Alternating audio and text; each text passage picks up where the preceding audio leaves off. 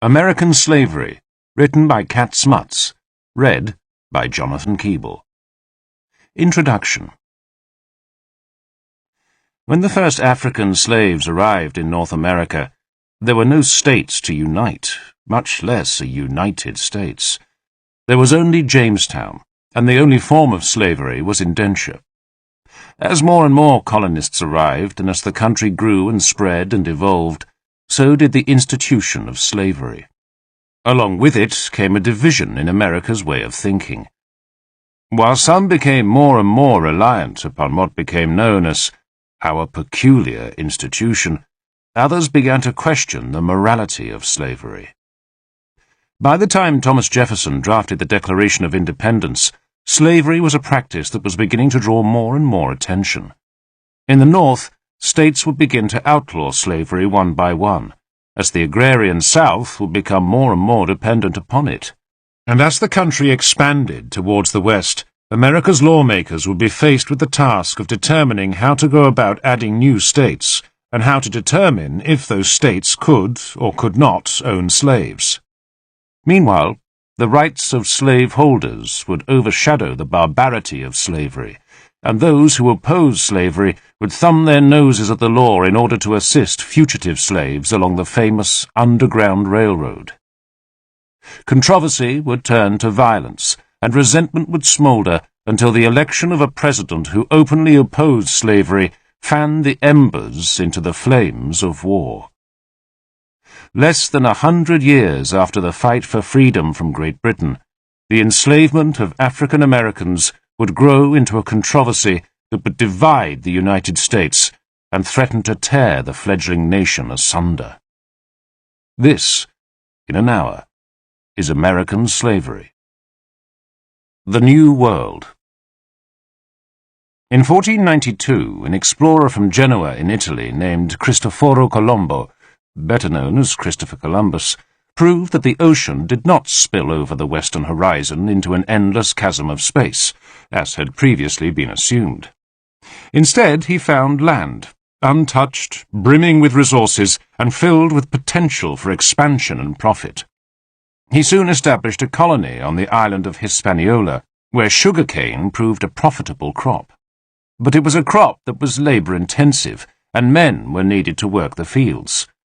The colonists, who had claimed the islands in the Caribbean as their own, reached out to the Portuguese, who, in their travels along the west coast of Africa during the 15th century, had been buying Africans as slaves, shackling and transporting them across the world.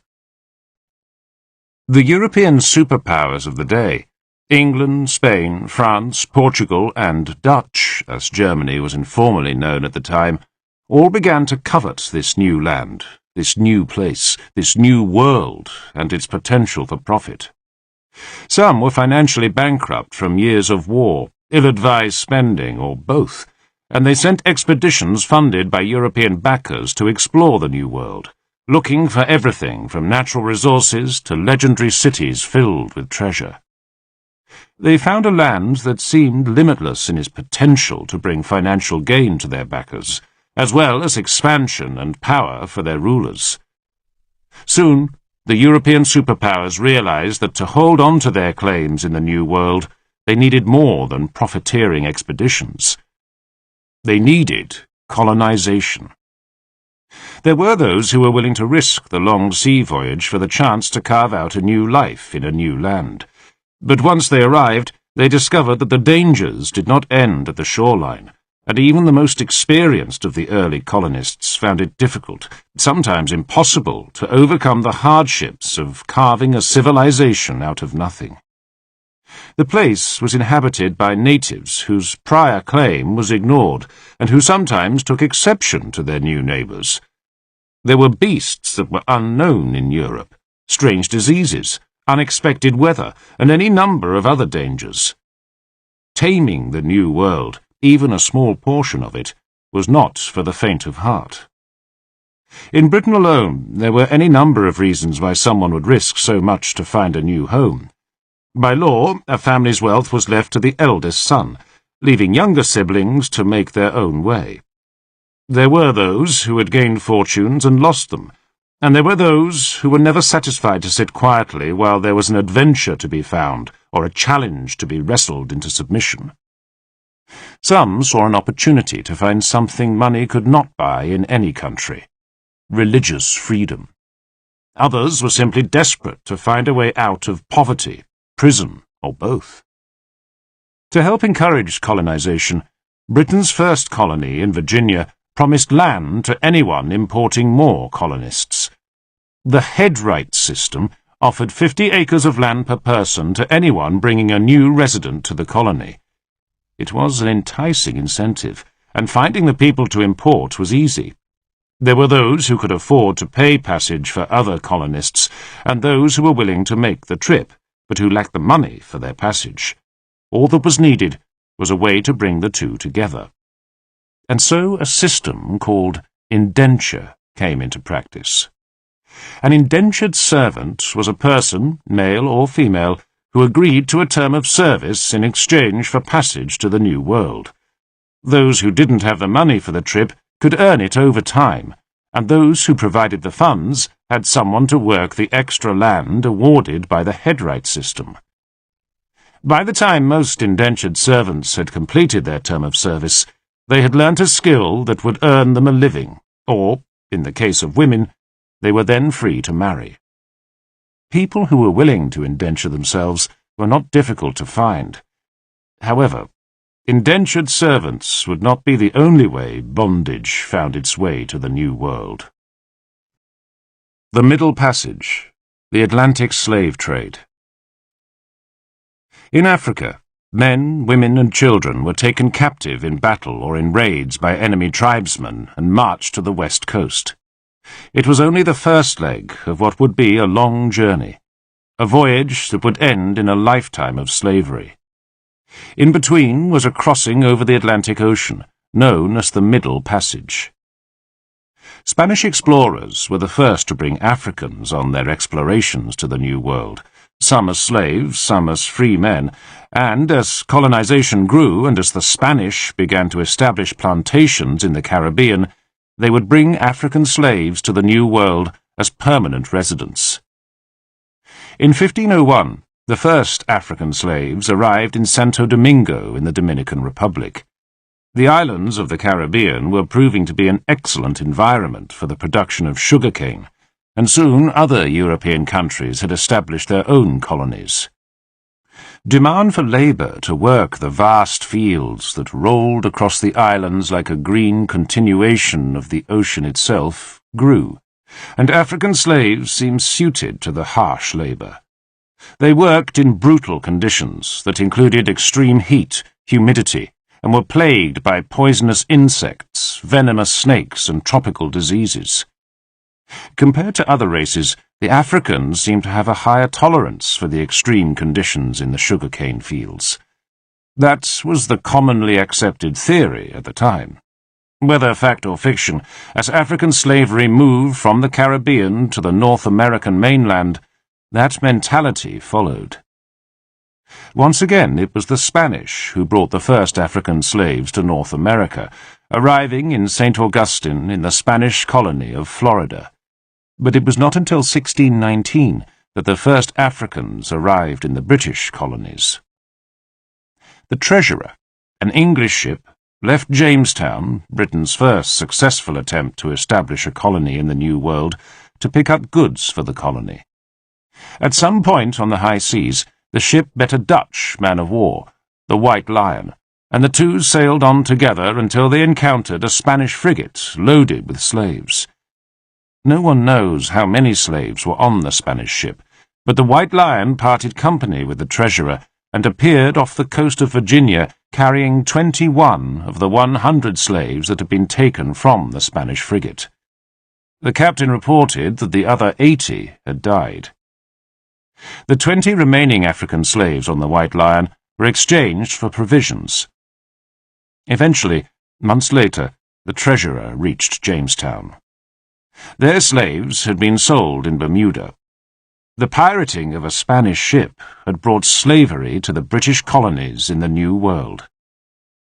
By 1649, the number of African slaves in the colony of Virginia was 300.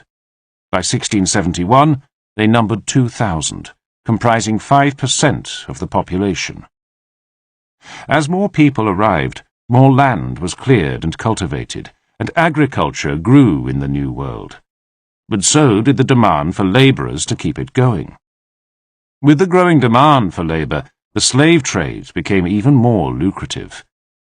From 1619 until 1808, when the importation of African slaves was banned in the British colonies, an estimated 450,000 Africans were imported as slaves.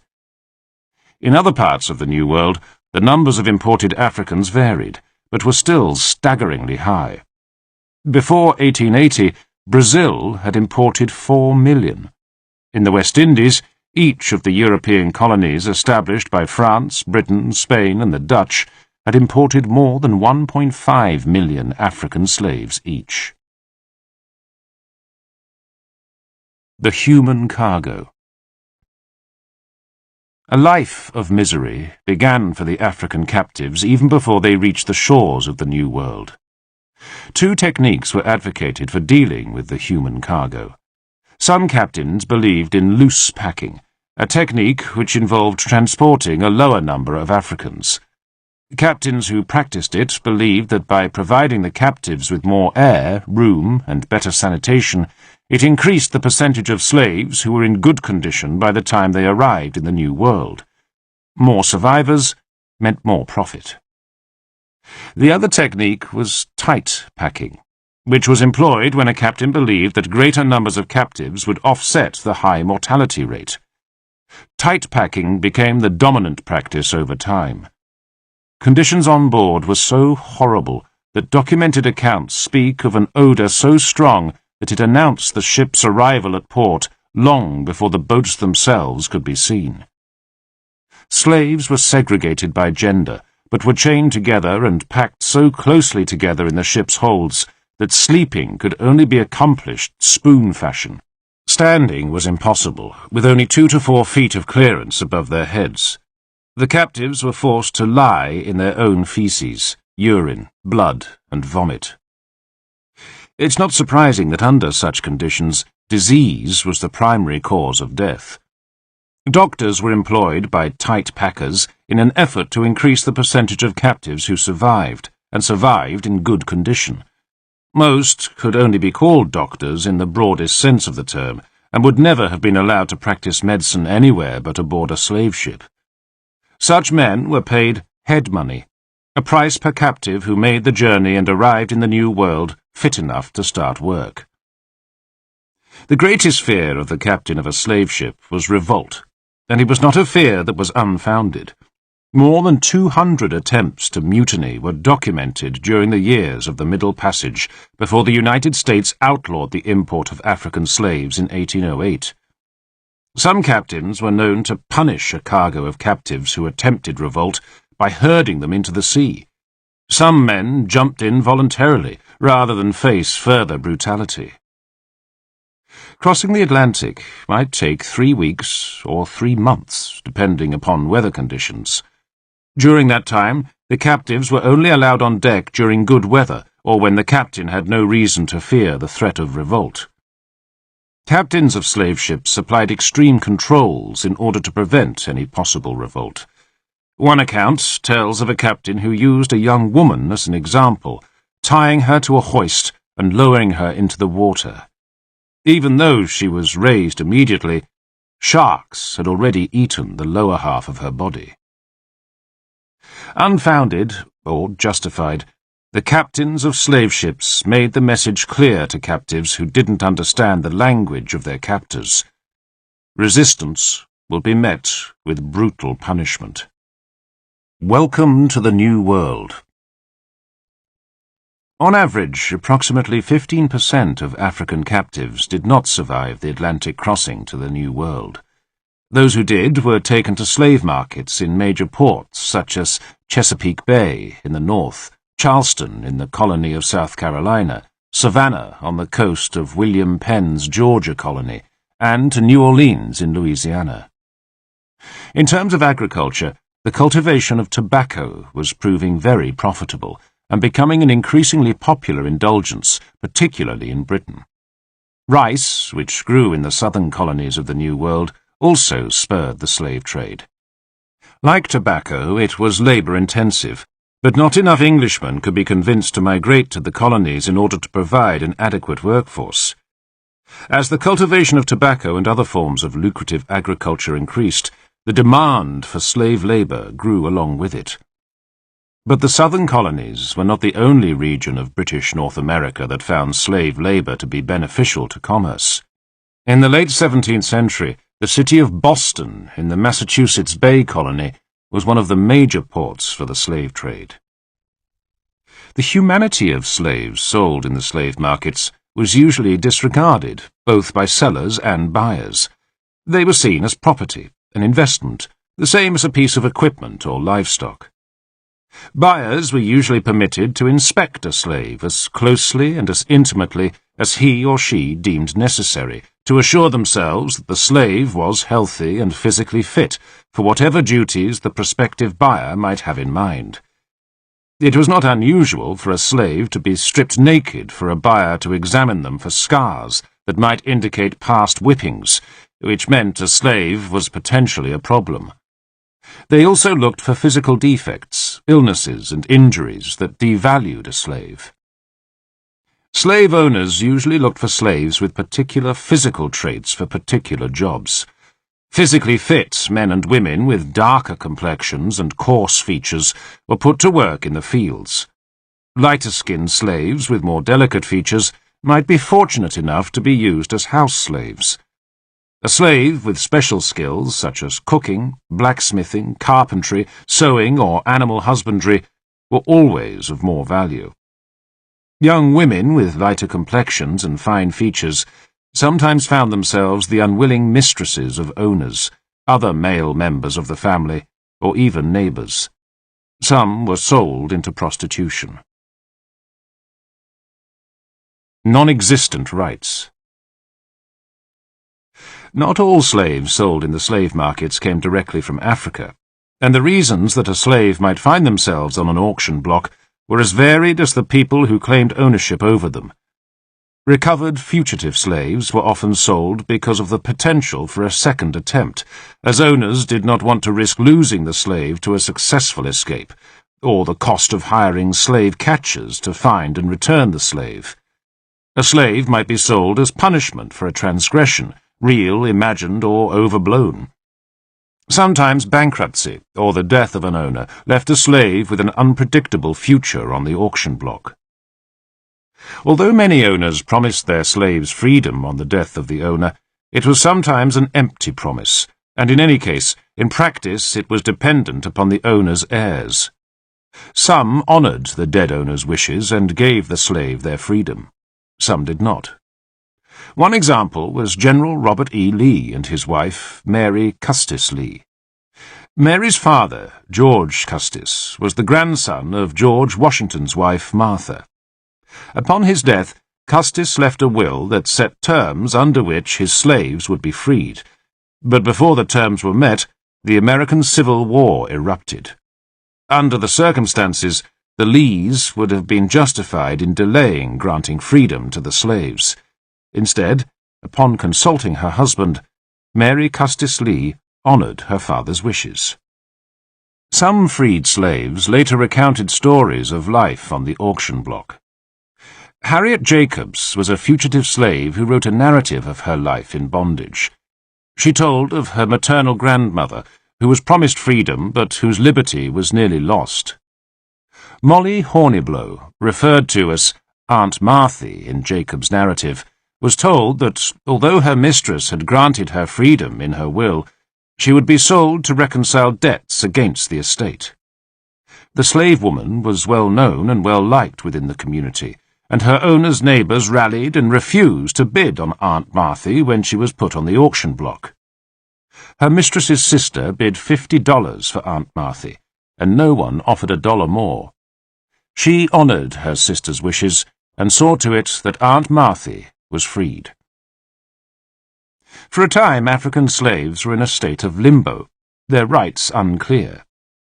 The first 20 who arrived at Jamestown were treated as indentured servants, and it was not until 1664, when the colony of Maryland's General Assembly declared that all African slaves were permanent indentures for life, that their status as slaves became clear. The legislation included any women, even white women, who married slaves. They, and any children of the union, became the property of their husband's master. The only exception was the children of white women who had married before the act was passed. Such children were to be freed when they reached the age of 30. In general, treatment of slaves and their legal rights was almost entirely dependent upon their owners. In other words, slaves had only the rights their owners granted them. When it came to the law itself, most were designed to be of benefit to slave owners. Slaves were seen as property rather than people, things of value. If a slave was injured or killed by someone other than the owner, the penalty was usually restitution for damages. If a slave raised his or her hand against a white person, the penalty was usually death. A Virginia law, passed in 1705, gave slaveholders the right to bequeath ownership of slaves to their heirs. The same law gave an owner the right to kill and destroy a slave who tried to run away. Fugitive slaves who were recovered might be sold, whipped, or fitted with punishment devices, such as bells or collars that made subsequent attempts to escape nearly impossible. Where a slave was taken also affected the life he or she led. The majority of African slaves in the colonies were in the South, working in agricultural jobs. Their working week might be as much as 6 days, and last from sunrise to sunset. Those fortunate enough to have skills worked at the trade they had learnt. This was especially true in the North, where slaves worked in warehouses, shipyards, and any number of other places. But the economy in the North was far less dependent upon slavery than the agrarian South, and the number of slaves in the North was far lower. It was not unusual for the skills of a slave to be hired out to those who did not own their own slave or who needed a specific set of skills for a particular job. Arrangements for payment varied. Sometimes the pay was given to the slave to keep, and many earned enough to buy freedom for their families. Some shared what they earned with their owners, but in some cases the owner took everything. Some slaves had agreements in which they paid their owner a fee for the privilege of hiring out. The practice benefited the slave in that he or she might make enough to buy their freedom. It was of benefit to the owner in that the slave, or the person he hired out to, was responsible for feeding, clothing, and sheltering the slave. The Abolitionists. Until the American Revolution, there had been minimal opposition to slavery. However, a movement began to grow as early as 1700, when the first anti-slavery tract was published by Samuel Sewall in the colony of Massachusetts. Sewall condemned slavery as man-selling. The colony of Georgia had originally banned slavery, but in 1750 repealed the ban. In 1774, the First Continental Congress called for a ban on the slave trade as part of the Declaration and Resolves Act that was passed regarding the rights of the colonies. Slavery was one of the contributing factors that motivated the colonies to declare their independence from Britain. The issue was not over the morality of the institution of slavery, as it would be during the American Civil War, but over Britain's attempts to control the commerce that flowed in and out of the colonies. Ships in New England took goods to the French West Indies, where they were exchanged for rum. The rum was then transported to West Africa and traded for slaves. In 1764, the British Parliament passed the Sugar Act in an effort to control trade with the French West Indies. More attempts to control the colonies followed, until 1774, when the First Continental Congress suspended trade with Britain. In 1776, the Continental Congress passed an act that banned importation of slaves into any of the 13 United Colonies. Thomas Jefferson's original draft of the Declaration of Independence indicted King George III of England of forcing slavery on the colonies, saying that the king was determined to keep open a market where men should be bought and sold. The controversial passage was removed by the Continental Congress. Documents used to forge the new nation, the United States, frequently referred to liberty for all men, not specifically white men. And yet it soon became clear that liberty and justice and freedom for all actually meant only those who were white and male. The exclusion of African Americans, Native Americans, and women brought into sharp focus the differences between those who were entitled to freedom and those who were not. The colonies had used the inhumanity of slavery as one of their causes during the American Revolution. However, when it was over, they became reluctant to end slavery and the slave trade. While some states were amenable to the idea, others threatened to boycott the new union if slavery was abolished. A final agreement was made that there would be no limitations on the slave trade in the United States until 1808. The boundaries for tolerance of slavery in the new nation had been established.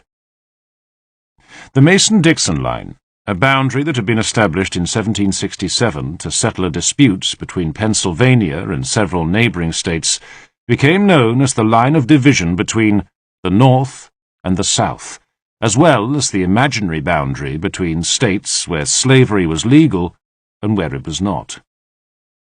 The movement to abolish slavery had begun in the North and was stronger there as the economy revolved around industry and there was little need for slave labor. The South was an agrarian society, dependent economically upon crops such as tobacco, cotton, sugar, rice, and indigo, all of which were labor-intensive. There were slaveholders throughout the United States, and some of them saw slavery as wrong, but they were left with the question of how to rid themselves of it without destroying the economy of the South. Many of them had been born into the practice. It had always been a part of their lives, and the idea that it was wrong was confusing for some. As the belief that slavery was immoral spread, a movement began to call for the freedom of slaves. Abolitionists began to form anti-slavery societies and to publish anti-slavery literature in the form of newspapers, pamphlets, and books. Former slaves were invited to speak at their meetings and encouraged to commit their experiences to paper for publication. Most of the stories were of brutality and degradation that came from slaves who had run away to escape such treatment. It fanned the flames of determination to end slavery to the point where the overzealous behavior of abolitionists earned a reputation as fanatics, alienating the more moderate factions who opposed slavery. As anti-slavery sentiment grew, it divided along two basic ideas of how slavery should be abolished. One was the gradualist view, wherein slaves would be released gradually and their owners would receive compensation for the loss of their labor force. The state of Pennsylvania was the first to outlaw slavery and used the gradualist system to phase out the practice. The other viewpoint was that of the immediatists, who favored the immediate release of all slaves with no compensation to their owners, the method most often supported by abolitionists. Pressure to free slaves, along with the activities of the Underground Railroad in assisting fugitives, only added to the growing animosity between those on opposing sides of the issue. The concept of freedom. With the idea of freedom for the enslaved in the public forum, next came the question of what was to be done with thousands of freed men and women who would be suddenly responsible for supporting themselves. And the concerns went further. Southerners lived in fear of slave revolts and were terrified that slaves would rise up and slaughter their white owners in their beds. Indeed, many of the cruel practices of slavery in America grew out of fear on the part of slaveholders. They wanted to make slaves and freedmen alike too afraid to attempt revolt. Laws were passed, making the crime of being involved in a revolt, either directly or as a conspirator, punishable by death. Other laws required a freed slave to leave the colony or state within a specified period of time following their manumission. In some cases, that meant leaving behind spouses, children, or parents. More than one scheme to remove African Americans, both free and slave, from the country and colonize them elsewhere was hatched. This idea was supported by certain slaveholders who felt it was in their best interest to remove a segment of the population who outnumbered them and who might opt to incite dissension. Abraham Lincoln supported colonization, citing an inability for African Americans to assimilate into white society. Thomas Jefferson, another early supporter, was concerned that white and African American people could not coexist. Paul Coofey, an African American shipowner and a Quaker, felt that returning African Americans to Africa would help to Christianize the African continent and would also open trade. He successfully transported 38 African Americans to a colony in Africa named Freetown in Sierra Leone. The American Colonization Society, formed a year before Coofey's death in 1817, successfully established a settlement in Liberia in 1822, and by 1850 the organization had relocated 10,000 African Americans. The organization was criticized by abolitionists who felt that colonization undermined efforts to end slavery. Many African Americans felt that they had been born in the United States and that it was their home. For fear that it might be construed that they wished to return to Africa, many African American organizations dropped the word African from their names and began to use the term colored American. Not all plans for colonization succeeded, and not all limited their plans to expatriating African Americans to Africa. Consideration was given to establishing colonies in South America, Canada, Mexico, and the Caribbean. The educated slave. Laws were passed in some states banning the teaching of reading and writing to slaves. It was thought that if a slave learnt to read, he would become disillusioned with his life and seek to better himself, either by running away or revolting against his master. Many slaves, however, did learn to read and write. Letters exist, written by slaves to their owners, sometimes reporting on conditions during the owner's absence, asking for permission or inquiring about purchasing freedom for themselves or their loved ones. The letters prove that not only were slaves learning to read and write, but that their owners were well aware of it. But slaveholders were right about educated slaves wanting to better themselves. One example is Frederick Edward Bailey, better known as Frederick Douglass. Like most slave children, Frederick was taken from his mother at birth and fostered by an older slave woman. At about the age of 5, Frederick was sent to live with his owner's cousin, who taught him to read until her husband learnt of it and told her to stop. For Douglass, it was only the beginning. He used the rudimentary skills he had acquired to continue to teach himself to read, and would later go on to edit his own paper, the North Star. He became one of the most well-known orators of his day, and spoke frequently of his life in slavery. With encouragement from fellow abolitionists, such as the newspaper editor William Lloyd Garrison, Douglass wrote several narratives about his time as a slave. Later, living in Washington, D.C., he came to know President Lincoln and advocated emancipation for slaves and equal pay for black soldiers who had joined the Union Army. After the war, he held several government posts, including a position as a representative to Haiti.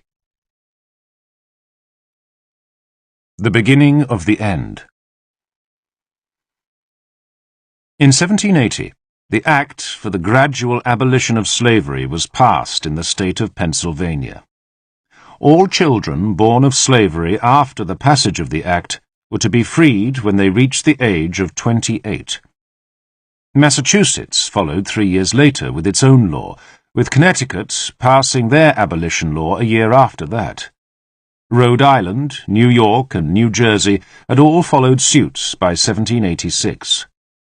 In 1808, the United States took another step towards ending slavery by banning the importation of Africans into the United States for sale as slaves.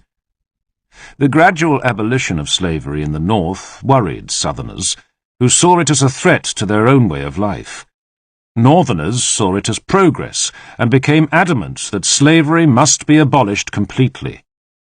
The tension on both sides of the Mason-Dixon line was growing. Slavery became such a sensitive issue that in the early part of the 19th century it was deemed an improper term. At that time, the word peculiar was defined as a reference to something distinctive and associated with a particular place or person, and so the expression peculiar institution took the place of the term slavery for a time, especially in legislative bodies where the issue was becoming a hot topic. With the abolition of slavery quickly spreading in the North, concern for the preservation of the institution that supported their way of life became of major concern to Southern slaveholders. While the North sought to abolish an abomination, the South sought to retain their economic foundation. A runaway slave no longer had to flee all the way to Canada to escape his owners. When a northern state outlawed slavery, fugitives saw it as a place where they might, and did, find refuge and freedom. Anti-slavery-minded citizens in free states, white and black alike, gladly offered assistance to runaway slaves. And so, the Underground Railroad was born. It was not a real railroad, nor was it an organized effort on the part of people who opposed slavery. In most cases, those who participated never knew the identity of others who provided sanctuary, or the location of the safe houses. But word spread of the safest routes a runaway should take, places where food and shelter might be found, and where people were sympathetic to the plight of the slave. Terms used by the railroad became the code used to pass messages. People who came to guide fugitives to a safe haven were called conductors. Safe havens were known as stations, and those who provided them were station masters. A package, or cargo, referred to the fugitives. Many of the African-American spirituals that began in the fields of the South were more than a means of getting through a hard day of labor. Often they reflected life as a slave, but they also were used to pass messages. References to the Promised Land meant the free states in the North. The day before she ran away, the famous Underground Railroad conductor Harriet Tubman was heard singing such a song. Oral tradition has handed down stories of how quilts were used by participants in the Underground Railroad to pass messages. Certain patterns are believed to have been used as code. The monkey wrench pattern was a signal to gather tools and whatever was needed in preparation to escape. If the wagon wheel pattern appeared, it meant to pack up. The tumbling boxes pattern meant that everything and everyone was ready to go. Only one quilt at a time would appear in a window, on a fence or elsewhere, as if spread outside to air. 7 other patterns passed messages, gave directions, or warned of danger.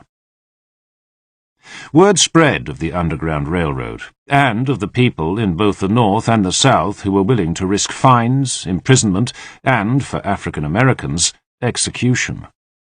Slaveholders became more worried and more insistent that their property rights be enforced. They demanded more legislation to protect their position, while the North wanted the non-existent rights of slaves attended to. The effort to maintain a balance between the two set off a chain reaction of events that would lead to the end of slavery. But not before the country had been ripped apart by a war that was blamed on the peculiar institution. North versus South. The beginning of the end was the Northwest Ordinance in 1787. The area northwest of the Ohio River was primarily unsettled. In order for the federal government to set terms for creating states in the territory, individual states relinquished any claims they held in the territory. The intention was to establish a procedure for conveying land into the public domain. The resulting legislation was the Northwest Ordinance, and it included a ban on slavery within the territory. Slavery did encounter a decline shortly after the end of the American Revolution, and perhaps might have eventually died out from lack of necessity. But at this crucial time, a young man from Massachusetts named Eli Whitney was on his way to South Carolina to accept a position as a tutor. Instead, he accepted an invitation from Catherine Greene to visit her Georgia plantation. While there, Whitney invented the cotton gin, a device that greatly reduced the amount of labor required to separate cotton fiber from the seed. The year was 1793, and the cotton gin was a key invention in the Industrial Revolution. It made the production of short staple cotton profitable and invigorated the need for slave labor to produce it. As the new nation spread westwards, the balance of power between slave state and free state became of major concern. The industrialized North had different needs from the agrarian South, which meant that legislation intended to benefit one side was sometimes detrimental to the other. Both sides were acutely aware of how important it was to have as much or more power in government than the other in order to safeguard their interests, and when the Louisiana Territory was purchased, concern as to whether territories applying for admission to the United States were slave or free grew. The Western Territory stretched from the Gulf of Mexico to beyond the Canadian border. It included all or part of what would become 14 states, as well as a small portion of Canada, with the Mississippi River as its eastern boundary. Both sides of the slavery issue knew that dividing the territory into states and determining whether each of those states was free or slave was crucial to the balance of political power. In 1820, in an attempt to avoid conflict and maintain the balance of power in the fledgling United States government, a senator from Kentucky named Henry Clay proposed the Missouri Compromise. In exchange for admitting Missouri to the United States as a slave state, the territory of Maine would be allowed to enter as a free state. To further help maintain the balance of power as states were admitted to the United States, the Missouri Compromise stipulated also that no slavery would be allowed in the Louisiana Territory north of a boundary set at 36 degrees 30 minutes, with the exception of the state of Missouri. The 36 degrees 30 minutes line of demarcation forms Missouri's southern border. In 1828, and again in 1832, Congress set tariffs intended to protect manufacturers in the North from foreign competition. The tariffs created an increase on the cost of domestic goods in the South and stifled trade with the North. Outraged, the South Carolina legislature declared the Ordinance of Nullification, which declared such tariffs null and void within their state. The ordinance was a direct violation of the federal government's authority to impose tariffs. President Andrew Jackson responded with a proclamation that the tariffs would be paid, and that no state had the right to defy the federal government. South Carolina refused to pay until a compromise was reached in 1833. Meanwhile, relations between the North and South were suffering an increasing strain. In 1831, a slave minister from Virginia named Nat Turner decided that he was receiving messages from God instructing him to rise up against the white slaveholders of the South. Turner started out with 5 men, and soon attracted more than 75 followers. More than 60 whites were killed before Turner and his followers were captured and executed. The Nat Turner Revolt intensified the fear of revolt among Southerners, and controls over slaves were tightened. Manifest Destiny. The annexation of Texas in 1836 again dredged up the issue of admitting slave states into the United States and created conflict between North and South in government. During the 1820s, white settlers migrated to Texas, some bringing slaves with them. In 1829, the Mexican government banned slavery and imposed taxes which triggered resistance from the white settlers. In 1836, the Texans, both white and Mexican, declared independence, and in 1837 petitioned the United States for annexation as the 28th state and the 15th slave state. Because of the issue of admitting another slave state, annexation was stalled until 1845. Mexico was not willing to let go of their territory so easily. They refused to acknowledge Texas as being independent from Mexico. It was seen as an act of war, and General Zachary Taylor was sent to Texas to help protect the border between Texas and Mexico. In 1846, Taylor was ordered to move across the disputed territory of the Nueces Strip to the Rio Grande River. That set off a border dispute, since Mexico still claimed the Nueces River, which was further north as the Texas border. Mexican troops attacked Taylor's scouts, and the U.S. President, James K. Polk, asked Congress to declare war on the grounds that Mexico had invaded the United States. Abraham Lincoln, a young representative from Illinois, opposed the war. He demanded that Taylor prove that Mexico had invaded the United States, and that the spot where the invasion had occurred was in fact a part of the United States. Despite this opposition, war did ensue. Mexico was defeated, and the United States gained more territory that was added to Texas. But as a result of the same war, the United States also gained California, which would become a free state, along with a large portion of what would become the American Southwest. Not everyone opposed the annexation of Texas.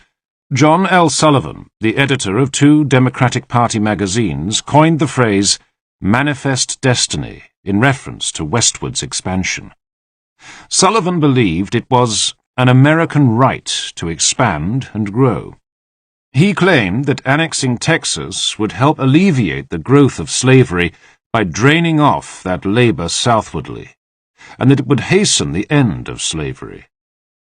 Sullivan also proposed that each state cut from the newly acquired territory of Texas would create a free state, and that Mexico would eventually absorb slavery. The idea that expansion would end slavery did not catch on, but the notion that the people of the United States had the right to expand and grow did take hold. As states north of the Mason-Dixon line abolished slavery, fugitive slaves realized they only had to travel as far as a free state, such as Pennsylvania, to achieve liberty. Their former owners could still pursue them, but retrieving runaways from free states was complicated by the illegality of slavery within the state. The passage of the Fugitive Slave Law of 1850 angered abolitionists and steeled their resolve to end slavery. The law enforced the right of slaveholders to pursue fugitives across state lines, capture them, and return them. The services of slave catchers were often engaged to recover runaways. Under the Fugitive Slave Law, any African American, free or slave, could be accused of being a runaway. As they had no rights, they were not entitled to a trial or to speak in their own defense. Slaveholders could prove ownership by appearing before a magistrate and offering oral testimony that the slave was theirs, without providing any documented proof. The law went a step further and declared that anyone assisting a runaway or interfering in an arrest of a slave was subject to fines and possibly jail. The state of Massachusetts retaliated by passing the Personal Liberty Act that same year. This new legislation made enforcement of the Fugitive Slave Act difficult. It gave rights to runaways, raised the standard for proof of ownership, and made it impossible for state officers to enforce the Fugitive Slave Law by stripping the commissions of lawyers who represented slave owners.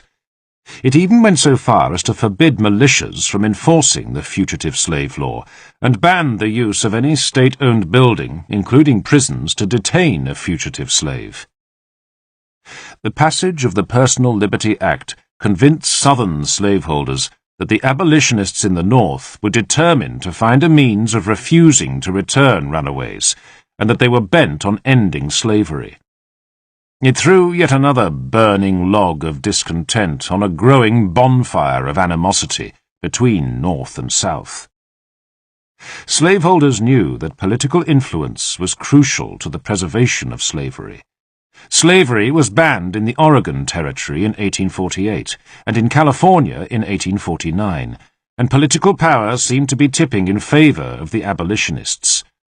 The South threatened to secede from the Union, and again Henry Clay stepped forward. He introduced resolutions that offered equitable compromise that would keep the balance of power in check. For the moment, the South's fears were soothed. Once again, one of America's greatest statesmen had stepped in and delayed a long, bloody war. Uncle Tom. The release of a book by a New England woman named Harriet Beecher Stowe whipped both abolitionists and slaveholders alike into a frenzy. In 1852, Uncle Tom's Cabin, subtitled Life Among the Lowly, told the fictional tale that supposedly exposed the reality of slavery. The impact of this best-selling novel was felt all over the country, galvanizing abolitionists in the North and infuriating Southerners to the point that the book was banned. Stowe was an outspoken abolitionist. In the book, the character Uncle Tom, a slave, moves among the varying characters that portray life in the South. His owners fall on hard times and are forced to sell some of their slaves. One of the slaves, Eliza, flees to prevent being separated from her child. The slave hunter who pursues her is injured and nursed back to health by members of the Underground Railroad. Meanwhile, Uncle Tom is sold to a kind owner and joins a household where little Eva, a white child, and Topsy, a slave child, do not seem to recognize the difference in their skin or their stations in life. After little Eva dies, Tom is sold again and has the misfortune to become the property of a brutal man named Simon Legree. Legree is determined to break Tom's spirit. He decides to beat Tom into giving up Christianity and kills Tom when his efforts fail. Some historians have suggested the book triggered the American Civil War. One story tells of a meeting between Lincoln and Stowe, where the president greets the author with the words, "So, you are the little lady who started this great big war." The book has also been blamed for forestalling the acceptance of African Americans as equals in the United States because of the negative stereotypes its characters portray. Whatever the rumors, the publication of Uncle Tom's Cabin certainly exacerbated the tensions between the North and the South. As the United States continued to define itself as an independent nation, the changes brought in by government added to the discord between the two halves of the country. In 1854, the Kansas-Nebraska Act was passed, repealing the Missouri Compromise by giving each new state the right to decide the issue of slavery by right of sovereignty. The concept of states' rights became a battle cry second only to abolition. It increased tension and became the cause of those who supported the South, but not slavery. The Kansas-Nebraska Act left the two new states with a decision to vote on which side to take, slavery or free soil. Supporters of both sides of the issue flocked to Kansas, and 4 years of intermittent violence ensued. Border ruffians from Missouri crossed into Kansas, attacking opponents of slavery before fleeing back to the safety of their own state. After such an assault on Lawrence, Kansas, in 1856, abolitionist John Brown led his own series of attacks against slavery supporters and peacekeeping forces alike. Known as Bleeding Kansas, on the 29th of January, 1861, it finally entered the Union as a free state. The next event in the sequence that led to American Civil War was the lawsuit filed by a Missouri slave named Dred Scott. Scott was purchased by a U.S. Army major named John Emerson. During his time as a soldier, Emerson took Scott along on some of his postings, to places such as Fort Armstrong, Illinois, and Fort Snelling in the Wisconsin Territory. After Emerson's death and a failed attempt to purchase freedom, Scott sued Emerson's widow, claiming that by taking him into the Free State of Illinois and the Wisconsin Territory, Scott was entitled to emancipation. There were several attempts to sue for Scott's liberty. The first was dismissed, while the second granted Scott his freedom, along with that of his family. Unwilling to lose 4 slaves, Emerson's widow turned the matter over to her brother, John F. A. Sanford, who appealed to the federal court. The court found that Scott was property, not a citizen, and therefore could not sue. The decision also upheld the fugitive slave law, and the case inflamed abolitionists. John Brown. There would be more bloodshed before the inevitable conflict finally descended on the United States. John Brown, the immediatist abolitionist who had been involved in the violence in Kansas, led his final assault. He was certain that a revolt of major proportions was the only way to end slavery, and so, on the 16th of October, 1859, Brown and 21 men attempted to raid the arsenal at Harper's Ferry, Virginia. Among the men were 3 free African Americans, plus 3 freed slaves and 1 fugitive slave. The raid was an attempt to obtain weapons in order to arm the abolitionists and African Americans in an uprising that would end slavery. But the raid failed. At some point, a shot was fired that alerted a neighbor who rode out to raise an alarm. A unit of 86 Marines, led by Lieutenant Israel Green, was called in to deal with the uprising. But Green needed a higher-ranking officer and found one who happened to be on leave in the area. Brevet Colonel Robert E. Lee took along a soldier named J. E. B. Stewart as his aide-de-camp. Both men would later distinguish themselves during the American Civil War, Lee as a commanding general and Stewart as a cavalryman and officer. On the 18th of October, after attempts to negotiate with Brown had failed, the Marines stormed the building where Brown and his followers were trapped. Some were killed, including 2 of Brown's sons, while their companions were captured. Brown was tried for treason against the state of Virginia and convicted. He was hanged on the 2nd of December, 1859. Abraham Lincoln. The fate of the nation seemed to be sealed when the Republican Party nominated their candidate for president, a man known for his anti-slavery sentiments. Abraham Lincoln claimed that he was no abolitionist, but admitted that he did oppose slavery. After practicing law in Illinois, he entered politics in the 1830s as a member of the Whig Party. In 1846, he was elected to the U.S. House of Representatives, where he opposed the Mexican-American War and developed a gradualist plan to free slaves in Washington, D.C. When his 2-year term ended, he returned to Illinois and his law practice. In 1854, he was again elected and opposed the Kansas-Nebraska Act. When dissension over the act split the Whig Party, Lincoln helped form the new Republican Party. He strongly disagreed with the Dred Scott decision, but, as a lawyer, deferred to the Supreme Court ruling.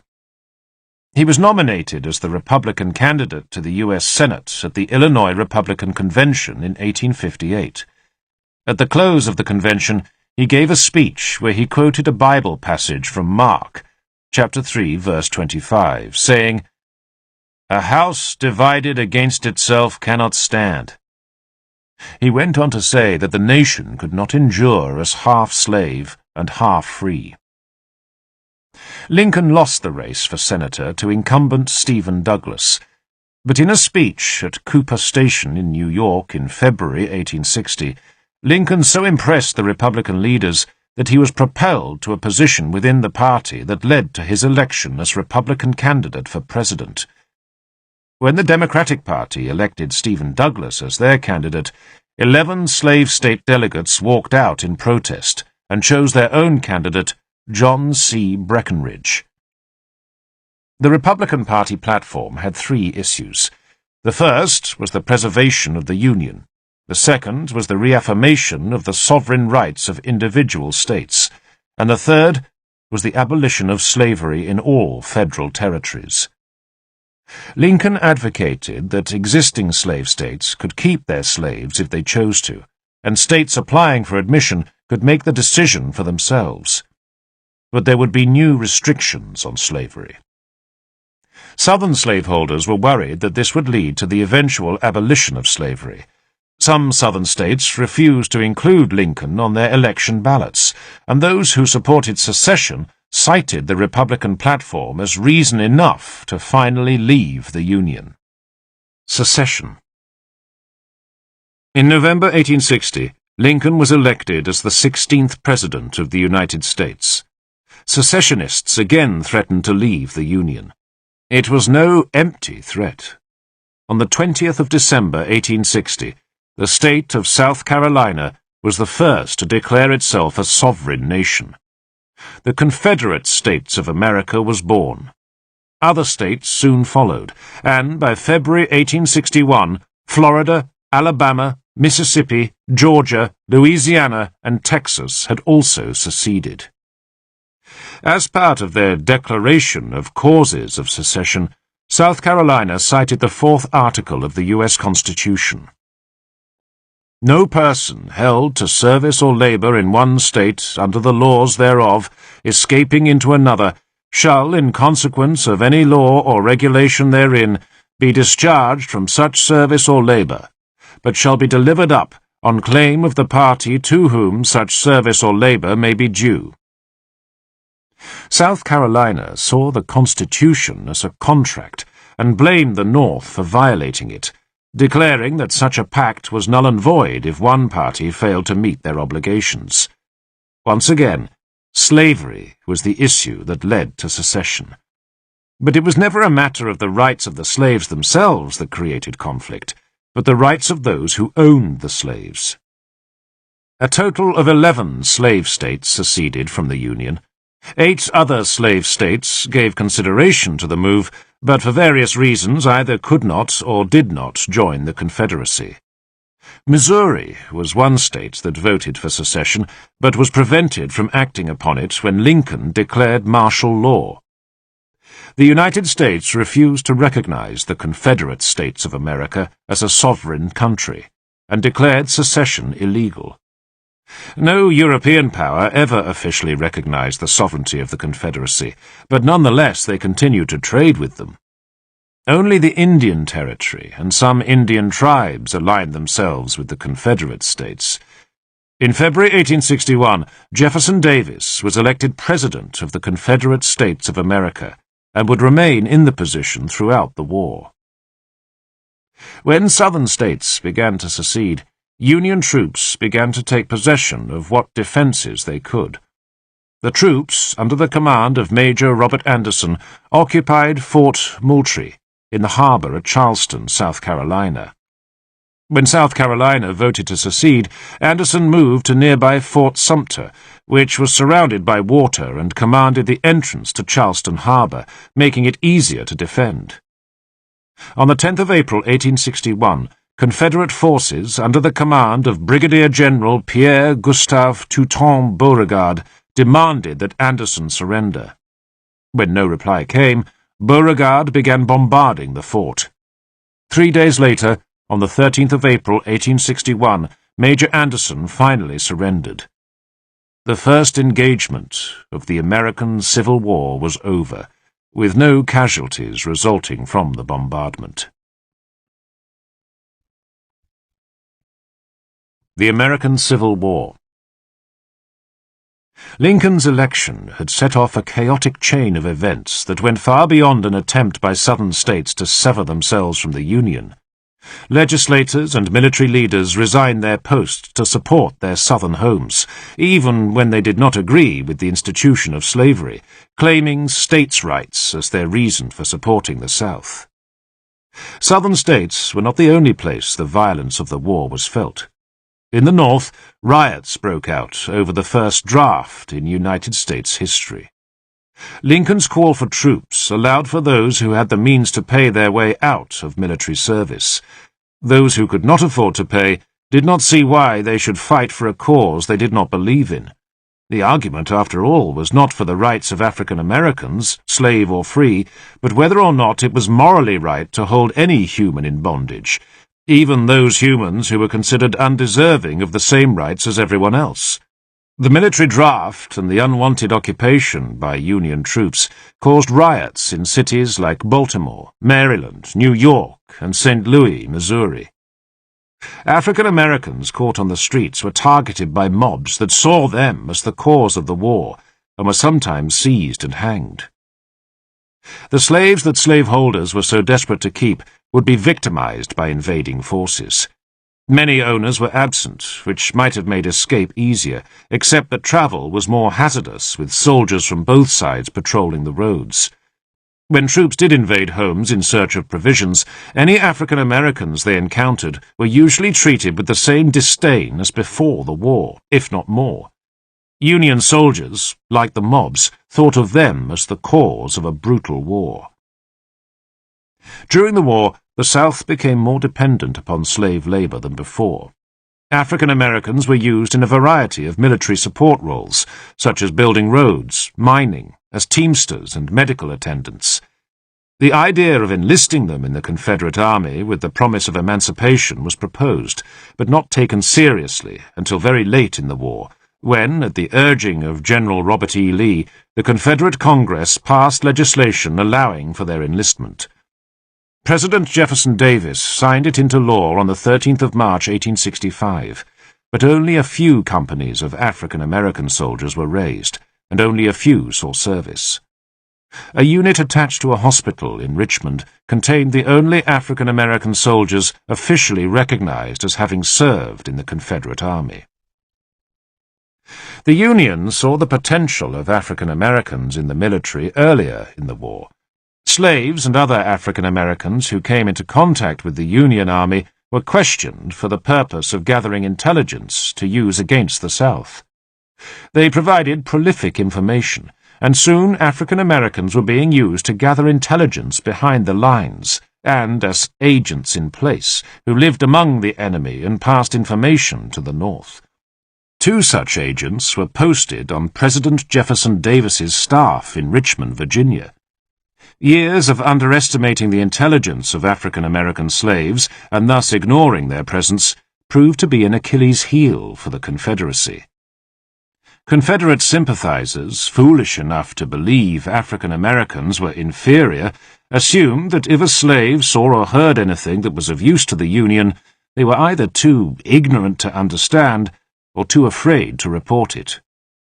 During the war, that mentality continued, and slaves easily gathered intelligence that was passed along to the North.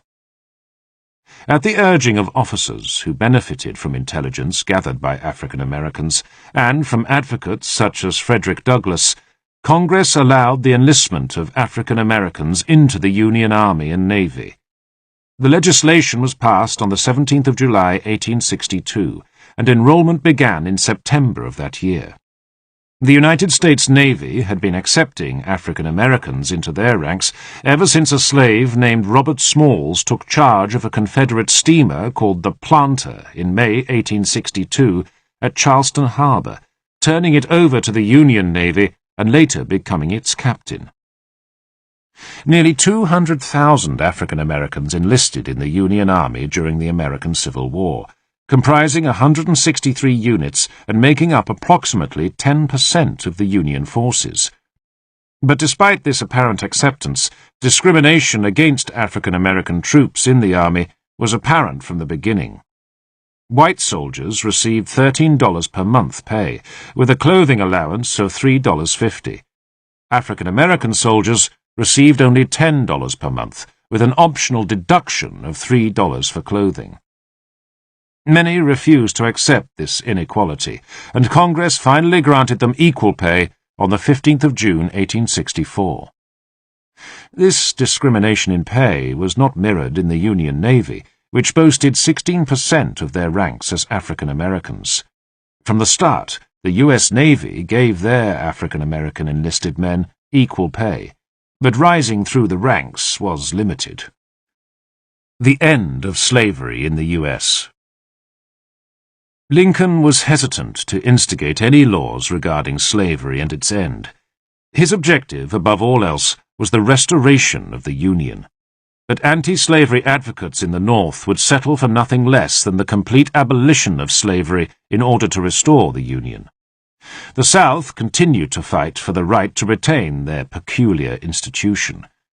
The border states were divided between the two. To abolish slavery would mean the loss of one part of the nation, while allowing slavery to continue drew harsh criticism and loss of support in the North. Finally, in September of 1862, Lincoln announced the issuance of the Emancipation Proclamation, the legislation that would free only those slaves in the Confederate States of America. It went into effect on the 1st of January, 1863. News of the end of slavery in the South spread, but it soon became clear that the legislation was only effective on paper. Slaveholders in the Confederacy refused to recognize the legitimacy of the proclamation. At the beginning of his administration as president, Lincoln had stated that African Americans were entitled to life, liberty, and the pursuit of happiness, while making it clear that he did not advocate suffrage for them. By the end of his administration, Lincoln's attitudes towards African American suffrage and colonization seemed to have changed. Those around him at the time later claimed Lincoln still supported colonization, but his public comments suggested that he had abandoned the idea after the passage of legislation for enlistment into the military for African Americans. On his second inaugural speech, Lincoln supported a form of limited suffrage for African Americans. Whatever his plans, they were all lost on the 14th of April, 1865. While attending a play at Ford's Theatre in Washington, D.C., an actor and Southern sympathizer named John Wilkes Booth gained access to the presidential box and shot Lincoln point-blank in the back of the head. The president lived for several hours without regaining consciousness before he died. General Robert E. Lee had officially surrendered the Army of Northern Virginia to General Ulysses S. Grant at Appomattox only 6 days earlier. The Civil War was over, but the violence had not yet come to an end. With Lincoln's death, many felt that the South had lost their best friend. Lincoln had been planning Reconstruction on a basis of forgiveness and reunification. Instead, without Lincoln's rational thinking to hold emotions in check, those who resented the South and blamed it for the war took advantage of the opportunity to punish its people. Harsh laws and policies were instigated that made recovery and Reconstruction hard for the South. In turn, many Southerners saw African Americans as the cause of all their troubles, and took out their anger on the defenseless former slaves. African Americans had also lost a friend in Abraham Lincoln. The Reconstruction era that followed the American Civil War was hardly a better time for former slaves and other African Americans than it had been before. They were still seen as inferior to Anglo-Americans. Even in states where African American men had voting rights and could run for public office, they still found themselves harassed and sometimes brutally attacked and even murdered, often with no provocation other than the color of their skin. Financially, the South was in trouble. Their economy had been ripped apart and their labor force was gone. Former slaveholders often had difficulty looking to the needs of their own families, much less helping the people they had once owned. Relocating to the industrialized North, where the economy was better, did little to improve life for African Americans. Few in the North saw them as equals, and many blamed them for the war, as they had in the South. It would be another 100 years before the United States would begin to effectively change its attitude regarding the rights and fair treatment of African Americans and other minorities. The American Civil War had ripped apart a nation, destroyed a way of life, and made life harder for African Americans, who now found themselves without protectors or providers. But they did, finally, after 200 years of bondage, have their freedom.